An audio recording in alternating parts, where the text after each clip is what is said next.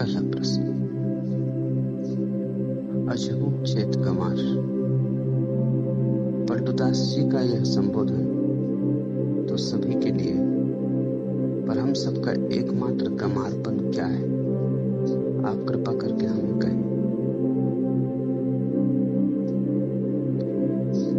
एक ही अज्ञान है कि हमें पता नहीं कि हम कौन हैं। फिर सारे अज्ञान उसी एक अज्ञान से पैदा होते हैं। एक ही बीज है, फिर तो वृक्ष बड़ा हो जाता है, फिर तो बहुत शाखाएं प्रशाखाएं होती, बहुत फूल पत्ते लगते, फल लगते, और फिर एक बीज में बहुत बीज भी लगते। वनस्पति शास्त्री कहते हैं एक छोटा सा बीज सारी पृथ्वी को हरियाली से भर देने में समर्थ है। और एक छोटे से अज्ञान के बीज ने मनुष्य को परिपूर्ण अंधकार से भर दिया है। बीज है छोटा, यह बोध नहीं है कि मैं कौन हूं, और जिसे यही बोध नहीं है कि मैं कौन हूं, फिर वो जो भी करेगा गलत ही करेगा। जहां भीतर का दिया ही न जला हो, फिर तुम्हारे कृत्य के ठीक होने की कोई संभावना नहीं। और हम सब चेष्टा करते हैं कि कृत्य ठीक हो जाए। ये ऐसे ही है जैसे कोई अंधेरे में दिया तो न जलाए और ठीक ठीक चलने का अभ्यास करे, ताकि अंधेरे में मैं बिना गिरे चल सकूं, बिना टकराए चल सकूं, दीवानों से सिर न फूटे, जब चाहिए तब दरवाजा मिल जाए। काश जिंदगी थिर होती तो यह संभव हो जाता। काश ऐसा होता कि तुम एक ही मकान में सदा रहते, एक ही कक्ष में सदा रहते, तो धीरे धीरे अभ्यास हो जाता। धीरे धीरे तुम जानने लगते बिना दिए के जलाए द्वार कहाँ है, दीवार कहाँ है। जानने लगते टेबल कहाँ रखी, कुर्सी कहाँ रखी। जानने लगते किस दिशा में जाएं, किस दिशा में न जाएं। तो दिए की भी जरूरत न थी। लेकिन जिंदगी रोज बदल जाती, ये अड़चन है। ये जिंदगी का मकान परिवर्तनशील है।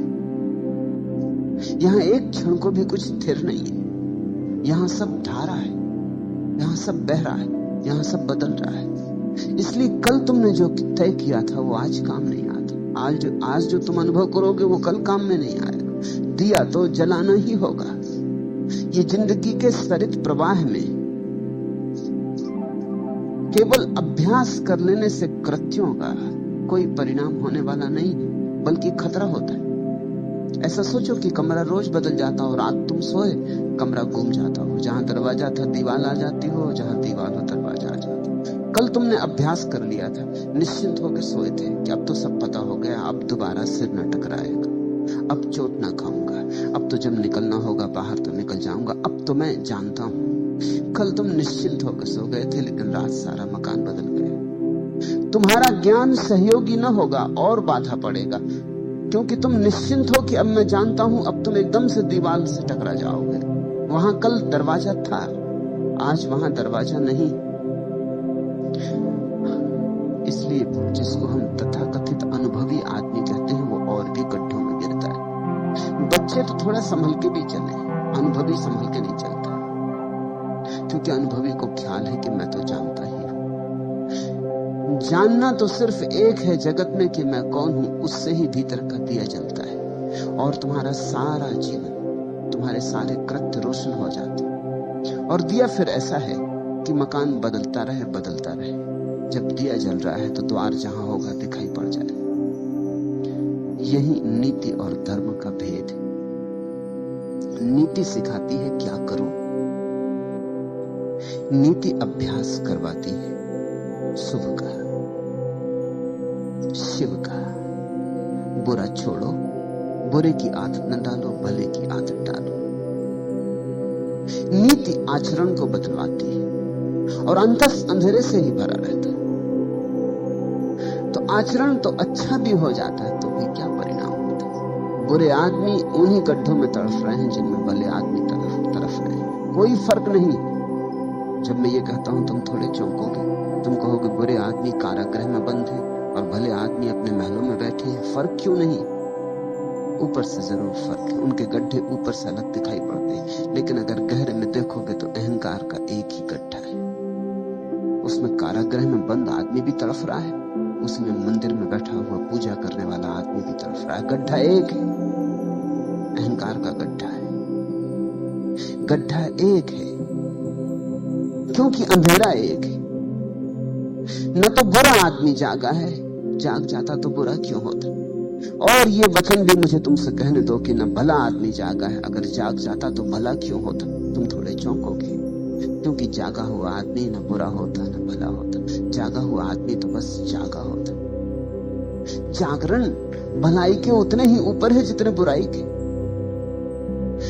जागा हुआ आदमी न जो दुर्जन होता न सज्जन होता। जागा हुआ आदमी बुद्ध होता, प्रबुद्ध होता। बुद्ध से किसी ने पूछा है आप कौन है, देखकर उनके अप्रतिम सौंदर्य को लगता है जैसे कोई देव पुरुष उतर आया है इंद्रासन से पृथ्वी पर। तो पूछा है पूछने वाले ने आप कौन हैं, क्या आप देवता हैं? इस वन स्थली में, इस एकांत निर्जन में, इस वट वृक्ष के नीचे बैठे, क्या आप स्वर्ग से उतरे कोई देवता हैं? आपके सौंदर्य को देखकर ऐसा लगता है इस पृथ्वी के नहीं, पार्थिव नहीं है ये सौंदर्य। आप देवता हैं? बुद्ध ने आंख खोली और कहा नहीं, मैं देवता नहीं। उस आदमी ने पूछा तो फिर आप किन्नर हैं, देवताओं की थोड़ी नीची कोटि, जो दरबार में देवताओं के संगीतज्ञ हैं, आप वे हैं? बुद्ध ने कहा नहीं, वह भी नहीं। तो पूछा उस आदमी ने आप चक्रवर्ती सम्राट हैं, इस पृथ्वी के सबसे बड़े राजा हैं? बुद्ध ने कहा नहीं, वह भी नहीं। तो आप कौन हैं?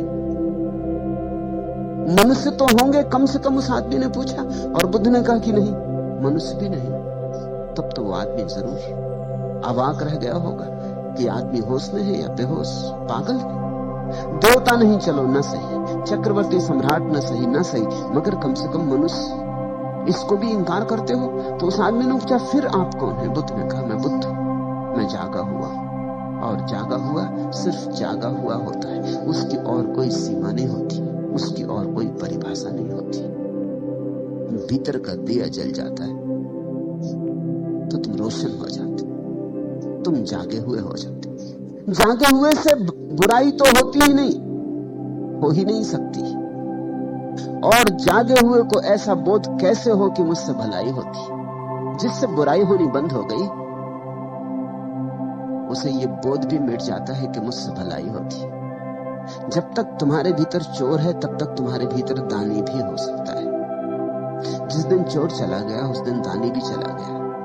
मैं ये नहीं कह रहा हूं कि दान नहीं होगा, उसी दिन दान होगा, लेकिन दानी नहीं होगा। तुमसे दिया तो जाएगा, लेकिन अब देने वाले का अहंकार निर्मित नहीं होगा। तुम ये दावा ना करोगे कि मैं दानी हूं। तुमसे हिंसा तो नहीं होगी, अहिंसा भी नहीं रह जाएगी।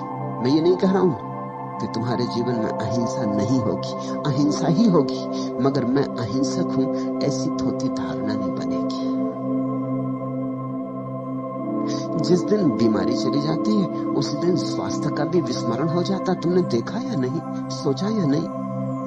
सिर में दर्द होता है तो सिर की याद आती है, सिर में दर्द नहीं रह जाता तो सिर की कौन याद करता है? तुम जगत में ऐसा शोरगुल थोड़ी मचाते फिरते हो कि आज मेरे सिर में दर्द नहीं, कि आज मेरा सिर बिना दर्द के है। तो लोग हंसेंगे, लोग कहेंगे तो जरूर दर्द है, अन्यथा कौन बात करता है सिर की? जब दर्द चला गया तो सिर भी चला गया। दर्द में ही बोध होता, दर्द में ही चोट लगती, दर्द में ही कांटा गड़ता।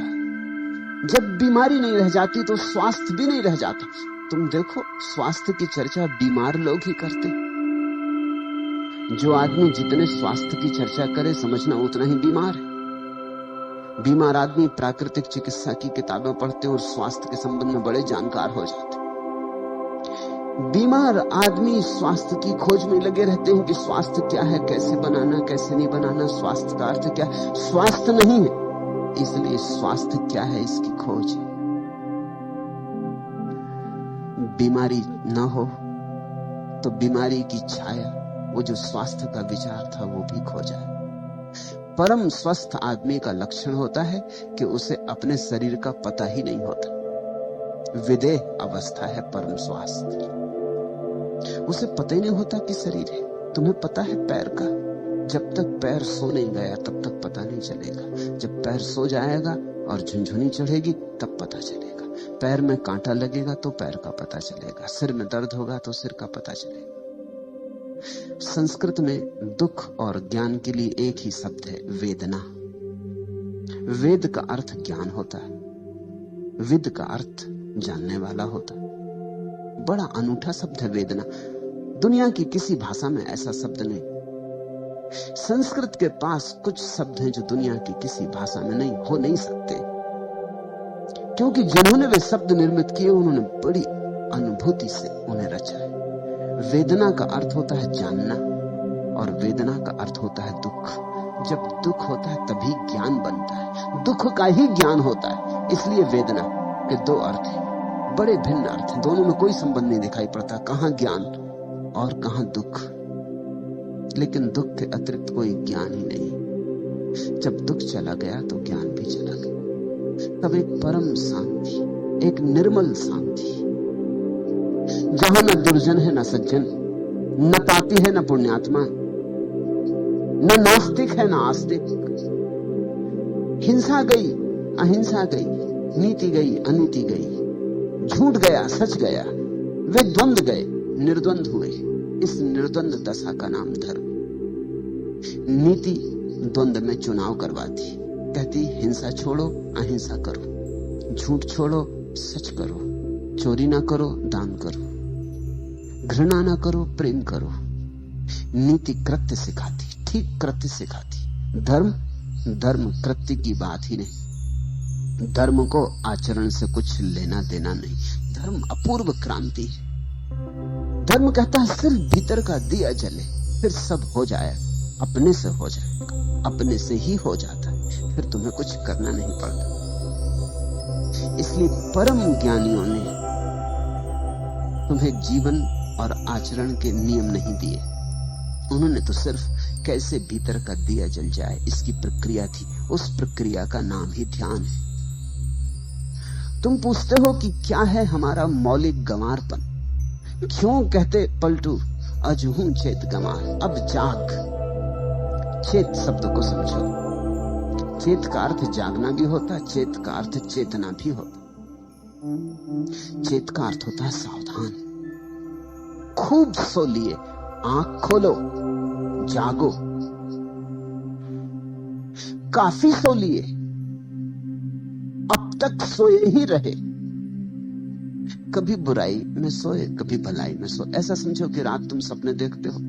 कभी सपना देखते हो कि साधु हो गए, हाथ में कमंडलू लिए भिक्षा मांगने निकले हो, और कभी सपना देखते हो कि हत्यारे हो गए, चोर हो गए और डांका डालने निकले।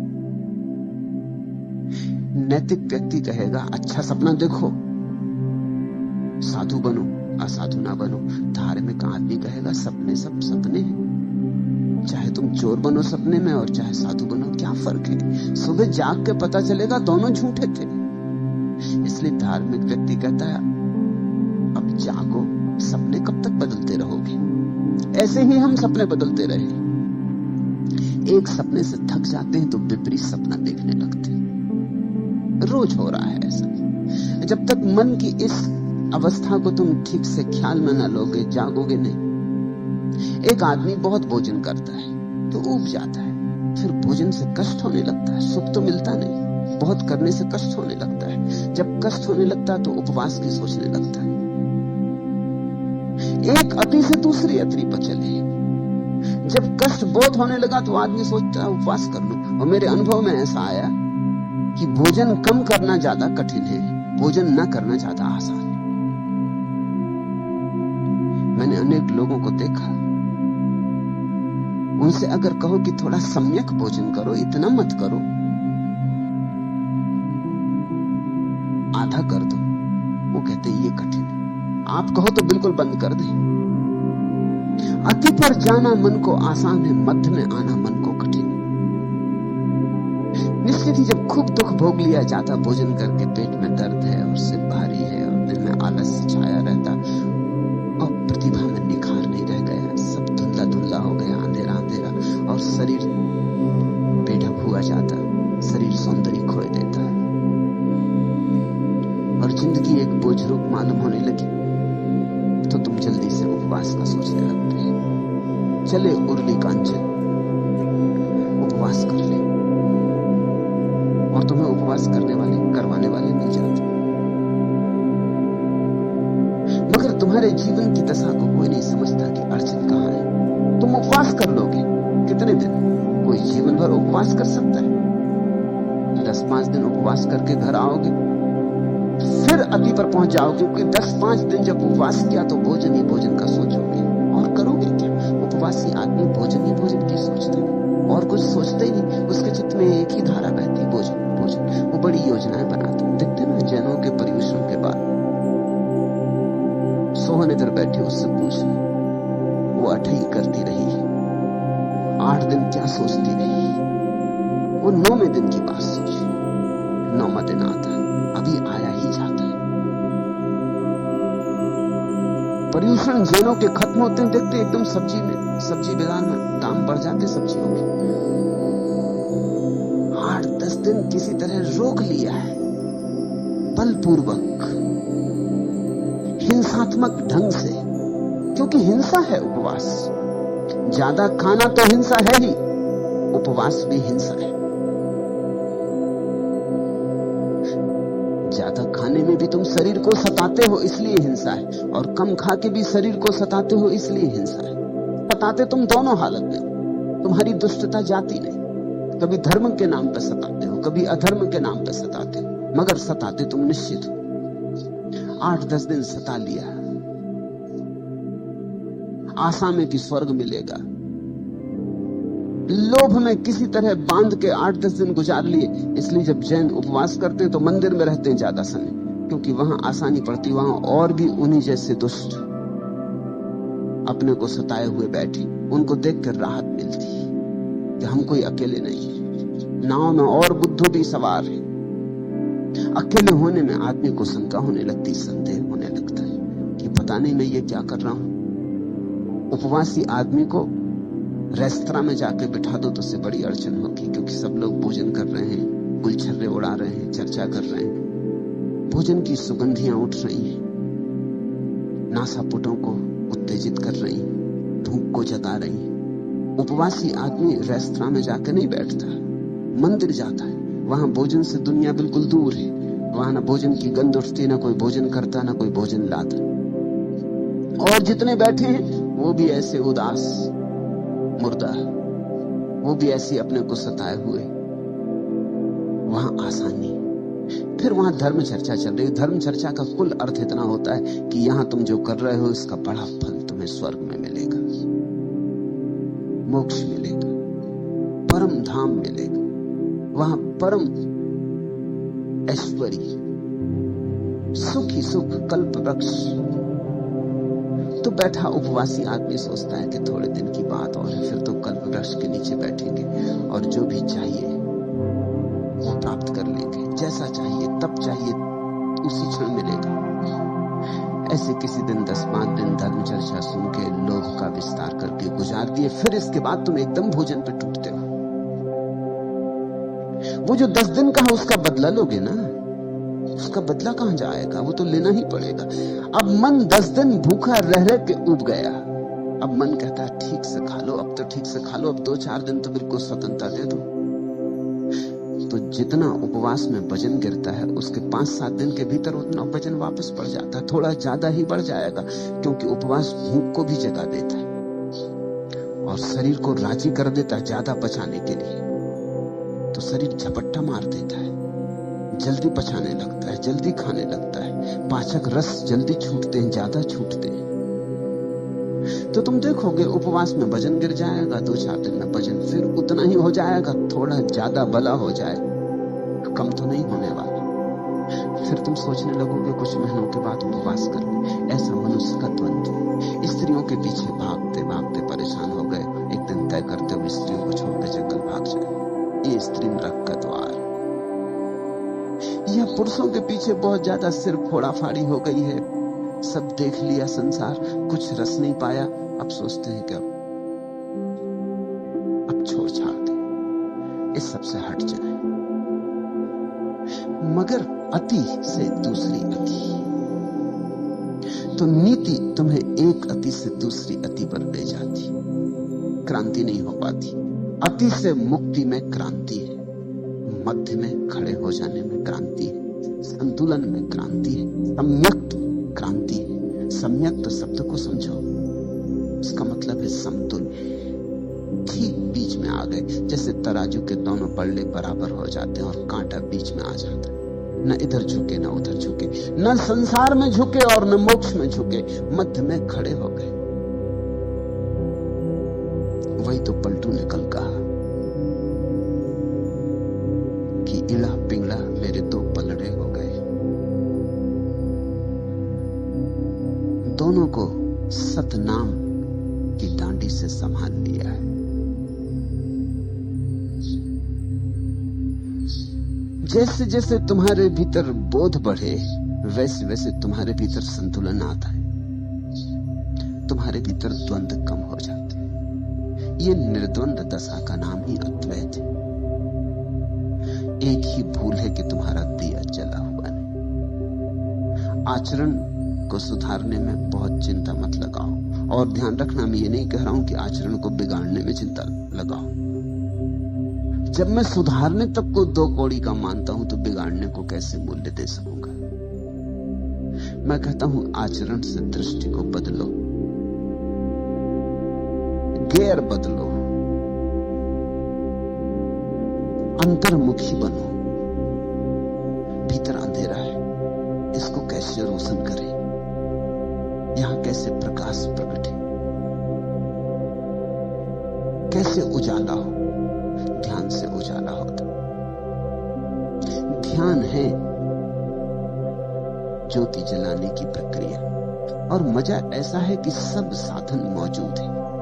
तुम्हारे घर में दिया है, तेल भरा, बाती लगा, माचिस भी रखी। जरा माचिस को रगड़ना है, जरा माचिस को रगड़ना है कि ज्योति पैदा हो जाए। फिर माचिस से ज्योति को बाती से छुआ देना है कि दिया जल उठे। तुम सब लेकर आए हो, तुम्हारे अंतरतम में सब मौजूद है। जो होना चाहिए वो सब मौजूद है, जो जो जरूरी है सब मौजूद है। थोड़ा संयोजन करना है, थोड़ा सा संयोजन। तुम्हारे भीतर साक्षी भाव की संभावना छिपी पड़ी है। जरा चेष्टा, जरा अपने को झकझोरना है। उसी झकझोरने को पलटू कहते हैं। अजहू छेद कमार, अब तो जाग, अब तो जाग। खूब सो लिया, कितना सो लिया। सोते सोते जन्म जन्म बीते, सदियां बीती, अनंत काल बीत गया। अब आंख खोल, बहुत सपने देखे, अब सत्य को देख, स्वयं को देख।